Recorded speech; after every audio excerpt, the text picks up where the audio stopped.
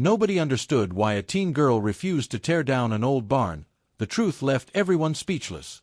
It was a Tuesday morning in late September when the excavator arrived. The machine sat idling at the edge of the property, its diesel engine rumbling low and steady. The operator was inside the cab, coffee cup in his hand, waiting for the final approval to begin. He had torn down 43 barns in the past 8 years. This one looked like it would take him half a day. But then something unexpected happened. A girl walked out of the farmhouse. She was 17 years old. Her name was Elena Hartwell. She walked directly toward the excavator and held up her hand. The operator cut the engine. He climbed down from the cab. "We're not tearing it down," Elena said. The operator looked back at the farmhouse. He looked at Elena's father, who was standing on the porch. He looked back at Elena. "Your dad called me yesterday," the operator said. "Said you needed this done before winter." "My dad changed his mind," Elena said. But her father had not changed his mind. And everyone who knew the Hartwells knew that something was wrong with Elena's decision, because what she was protecting was not just an old structure. It was the beginning of a transformation that nobody had anticipated. The Hartwell family lived 7 miles outside of Clearfield, Pennsylvania. The farm had been in the family for 3 generations. Elena's grandfather had built most of the outbuildings in the 1960s. But the barn, the large timber frame structure that sat northeast of the main house, was much older. 134 years old, according to county records. Elena's father, Michael Hartwell, was 52 years old. He had taken over the farm 20 years earlier, when his own father had a stroke. The farm had never been prosperous. By the time Michael inherited it, it was barely breaking even. Michael had 2 options. He could try to modernize the operation, invest in new equipment, expand the dairy herd, take on more debt. Or he could gradually wind things down. Sell off portions of the land. Let the old structures deteriorate. Eventually, transition to something else entirely. He chose the second path. Elena had an older brother named David, who was 24 and working as an accountant in Pittsburgh. He visited once or twice a year. He had made a different choice than his father had.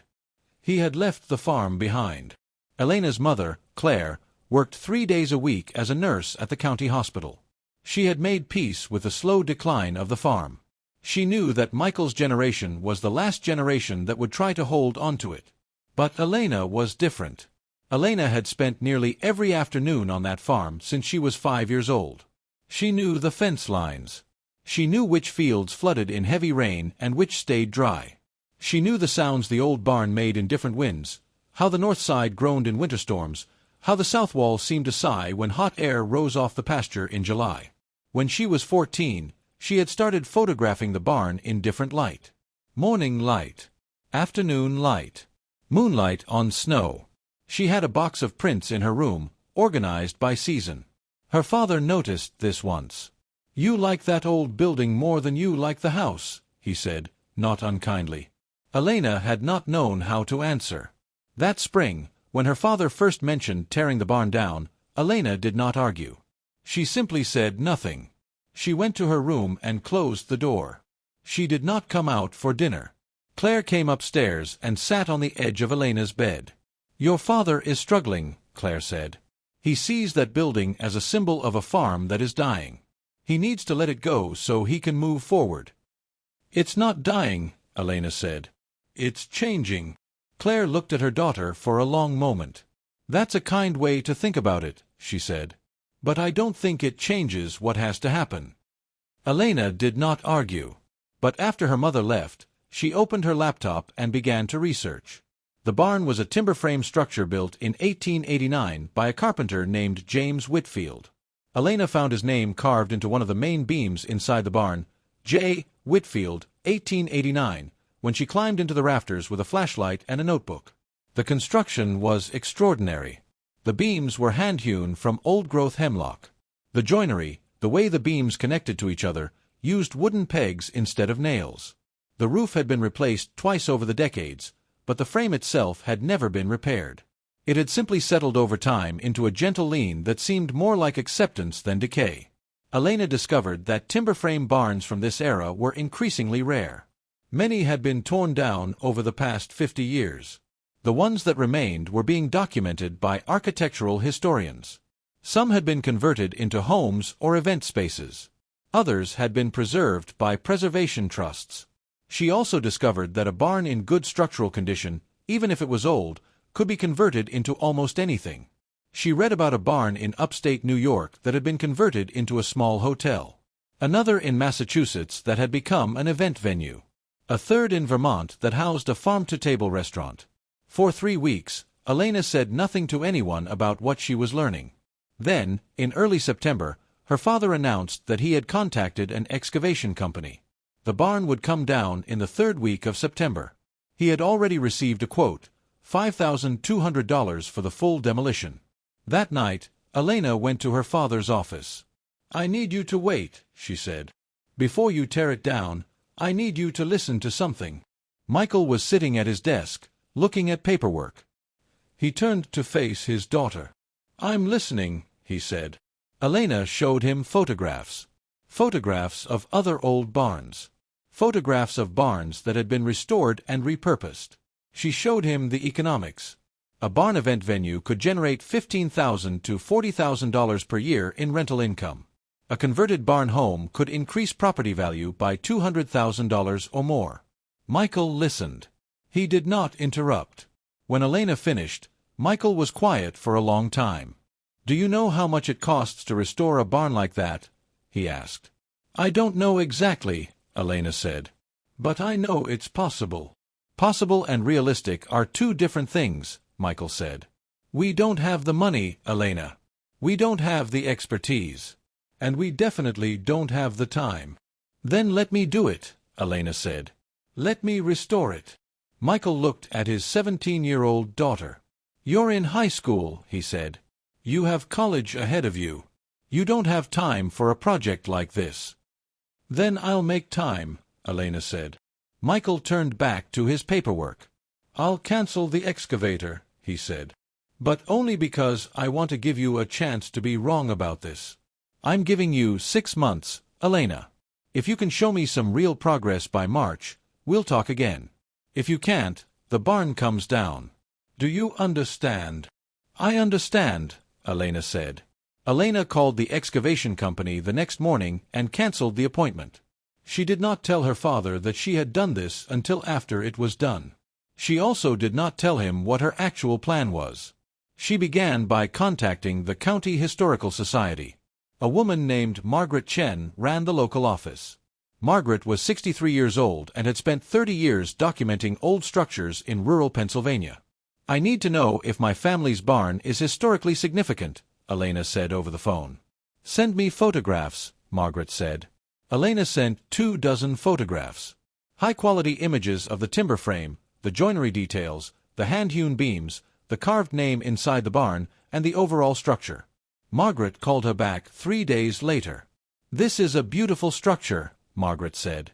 "The craftsmanship is exceptional. Your carpenter James Whitfield, he was a skilled builder. This barn is definitely worth preserving. How much would it cost to restore it?" Elena asked. "That depends on what you want to do with it," Margaret said, "and what condition the frame is actually in.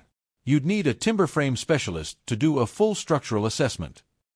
Margaret gave Elena the name of a man named Robert Kinney. Robert was 58 years old and had been restoring timber frame barns for 32 years. He lived 2 hours away, in the foothills of the Appalachian Mountains. Elena called Robert the next day. "I need your help," she said. "But I need to be honest with you. I don't have any money yet." Robert laughed. "How old are you?" he asked. 17, Elena said. "And you're the one calling me?" Robert asked. "My father wants to tear the barn down. I want to save it. But I need to know if it's worth saving first." Robert was quiet for a moment. "Tell me about your barn," he said. Elena described it. She described the timber frame, the hand-hewn beams, the joinery details, the carved name, the age and the condition she had observed. "Sounds like it might be worth my time to come see it," Robert said. "I'm heading to Clearfield this Saturday for another project. I can stop by if you want." Elena gave him the address. "Don't tell your father I'm coming," Robert said. "Tell him after I've had a chance to look at it." Sometimes parents need to hear from someone else before they'll listen to their kids. Robert arrived on a Saturday morning in early October. He was a tall man with gray-white hair and calloused hands. He wore work boots and carried a small clipboard and a flashlight. Elena's father was doing repairs to one of the fence lines on the far side of the property. Elena had timed this carefully. Robert spent 2 hours inside and around the barn. He climbed into the rafters. He examined the beams. He looked at the foundation. He took photographs. He made notes. When he came out, he found Elena sitting on the grass outside. "Your barn is exceptional," Robert said. "The frame is sound. There's some settling, which is normal and not a structural problem. The roof needs work. Some of the exterior siding needs replacing. But the bones, the core structure, that's going to last another 100 years if you treat it right." "How much would it cost?" Elena asked. "To fully restore it? To make it weathertight and safe? $40,000 to $60,000, depending on what you want to do with it," Robert said. "That's if you do the work gradually, over time. It's much cheaper if you spread it out than if you try to do it all at once." Elena felt her hope deflate. "We don't have that kind of money," she said. "No," Robert said. "But you have something else. You have time. And you have the knowledge that this barn is worth saving. That changes things." Robert pulled out a business card and handed it to Elena. "Call me when you're ready to start," he said. "I'll help you figure out a plan." Then he drove away. Elena did not mention Robert's visit to her father immediately. Instead, she spent the next 2 weeks researching grant programs. There were state grants for agricultural preservation, federal programs that supported rural heritage sites, private foundations that funded barn restoration projects. Most of them required matching funds. Most of them required a formal preservation plan. Most of them were funded by organizations that worked with established nonprofits or government agencies, not 17-year-old girls. But one program caught her attention. It was called the Rural Heritage Restoration Fund. It was funded by a combination of state and federal money, and it had a specific program for young people under 25 who were leading restoration projects. The deadline for applications was December 1st. Elena had 8 weeks. She began writing a proposal. She included photographs of the barn. She included Robert Kinney's assessment. She included the historical documentation from Margaret Chen at the Historical Society. She wrote about her plan to restore the barn and eventually convert it into a community event space and agricultural education center. She had never written a formal proposal before. She made mistakes. She rewrote it 5 times. In mid-November, she sent it to the Rural Heritage Restoration Fund. The email that came back said, "Application received. Notifications will be sent January 15th. Elena told her father about the application. "You've been busy," Michael said. He was not angry, but he did not sound hopeful either. "I had to try," Elena said. "I appreciate that," Michael said. "But I don't want you to be disappointed when this doesn't work out. These programs get hundreds of applications. The odds aren't in our favor." Elena knew he was right. But she kept working anyway. She started small. She researched what could be done immediately, with minimal expense. She learned that one of the biggest threats to old barns was water damage. If the roof leaked, water would damage the timber frame over time. The Hartwell barn roof had a dozen small leaks. The previous owner had patched them with tar and plywood, but the repairs were failing. Elena called a local roofer named Tom Bishop. Tom was 61 years old. He had worked on farms in the area for nearly 40 years. "How much to fix the leaks?" Elena asked. "Full replacement on a roof that size?" "About $8,000, Tom said. "If you want to patch the existing roof, I could do that for maybe $2,000. It won't last forever, but it'll buy you time." Elena scraped together money from her part-time job at a local feed store. She had been saving for college. She had $5,000 in her account. She asked her father if she could withdraw $2,500 to pay for the roof patches. Michael was surprised by this. "That's your college money," he said. "I know," Elena said. But if we don't fix the roof, the barn will continue to deteriorate. And I won't be able to go to college anyway if the barn gets torn down. I'd rather spend the money trying to save it." Michael drove Elena to the bank. He withdrew the money himself. But then he said something Elena did not expect. "I'll match it," he said. "If you're going to put your own money into this, I'll put in $2,500 too." Tom Bishop started work on the roof in early December. The job took him 3 weeks.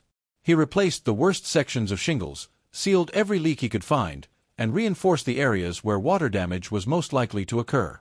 When he finished, Tom stood on the ground with Elena and looked up at the repaired roof. "She's not perfect," Tom said, "but she's going to be okay for a while." "Thank you," Elena said. Tom looked at the girl who was trying to save a barn. "Your dad told me what you're doing," Tom said. "I want to tell you something. I've worked on 100 farms in my life. Most of them are gone now. The kids grew up and left. The parents sold off the land. The buildings came down. But once in a while, I meet someone who sees what everyone else missed. Someone who understands that old things have value, even when they seem useless to everyone around them. You're that kind of person. Don't stop." On January 15th, Elena checked her email. She had been accepted into the Rural Heritage Restoration Fund.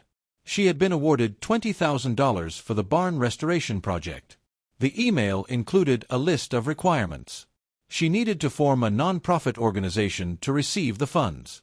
She needed to develop a detailed restoration plan with a qualified structural engineer. She needed to document every step of the restoration process. Elena showed the email to her father. Michael read it twice. "This is real," he said. It was not a question. "This is real," Elena said. "Elena," Michael said, "I want to say something. I was wrong. Not about the farm dying, that's still true. But I was wrong about this barn. I didn't see what you saw." They stood together in the kitchen, both looking at the email on the laptop screen. "What happens now?" Michael asked. "Now I start the real restoration work," Elena said. "With your permission." Michael nodded. "You have my permission," he said. The restoration took 14 months. There were obstacles. In March, Elena discovered that the barn's foundation had significant settling on the east side. Robert Kinney assessed it and determined that the frame had compensated naturally, but the foundation stones needed to be reseated and reinforced. The cost was $6,000. The Rural Heritage Restoration Fund covered $4,000. Elena's parents covered the remaining $2,000. In June, a severe thunderstorm knocked over one of the barn's exterior support posts. The post had been weakened by rot that nobody had detected until it fell. Replacing it required a timber frame specialist to hand-cut a new beam that matched the original dimensions and joinery. That specialized work cost $3,200 and took Robert Kinney 4 days of labor. In August, a family of raccoons had taken shelter inside the barn and had damaged some of the interior wooden beams looking for insects. Elena had to hire a wildlife removal specialist to relocate the animals safely and then repair the damage they had caused. But with each obstacle, Elena learned something new. She learned how to assess structural damage. She learned timber frame joinery. She learned how to work with contractors and negotiate fair pricing. She also learned resilience. In between the major work, Elena did smaller tasks herself. She helped Tom Bishop with roofing repairs. She worked with Robert Kinney to carefully clean and seal the timber beams. She documented every step with photographs and written journals, as required by the Rural Heritage Restoration Fund. Her father began helping her more frequently. Michael took a class on timber preservation. He learned alongside his daughter. Her mother started organizing community workdays, where neighbors could come help with the restoration. At first, Elena worried that people would think this was foolish, investing time and resources into an old barn. But the community surprised her. People came. They helped. They brought skills and knowledge. A retired carpenter spent 3 Saturdays teaching Elena proper techniques for replacing siding. A woman who worked as a landscape architect helped Elena plan the exterior grounds around the barn. Even her brother David came home one weekend and helped with the foundation repair work. By the following September, the barn was substantially restored. The roof was completely replaced with historically appropriate shingles. The timber frame had been cleaned and sealed. The foundation had been reinforced. The exterior siding had been replaced on all 4 sides. The barn was no longer dying. It was alive. But the real moment came on October 1st. That morning, the county newspaper ran a story about Elena's barn restoration project. The headline was, "Local Teen Saves 134-Year-Old Barn Through Determination and Grit." The story included photographs of the barn before and after. It included quotes from Robert Kinney about the quality of the work. It included a quote from Margaret Chen about the historical significance of the structure. And it included a quote from Elena's father. "I was ready to tear this building down," Michael said in the article.